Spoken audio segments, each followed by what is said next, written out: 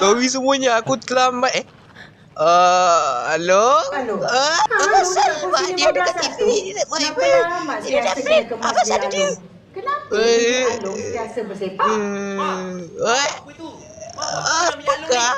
Mak dah tak boleh tahan Apakah dah. ini Ni dipanggil kan rumah mak. mak nunggu kat filem Along sebab kenalah bilik dia kemaskan tak kemas? Nanti bila Apakah Along ni? ada rumah sendiri, What Along campaklah the barang heck? Along kat mana pun. Long, apa salah dosamu, Long?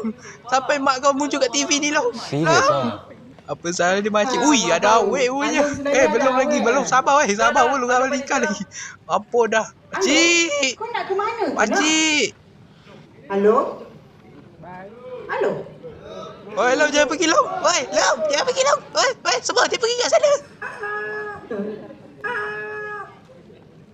Mak, sebenarnya Alung beli semua barang ni sebab semuanya murah sangat. Harga terendah dijamin.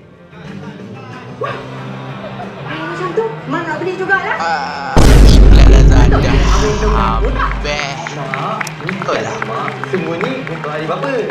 Belilah di Lazada. Harga sentiasa lagi baik. Aku sangka benar. Sekali iklan. Rupanya iklan. Anak.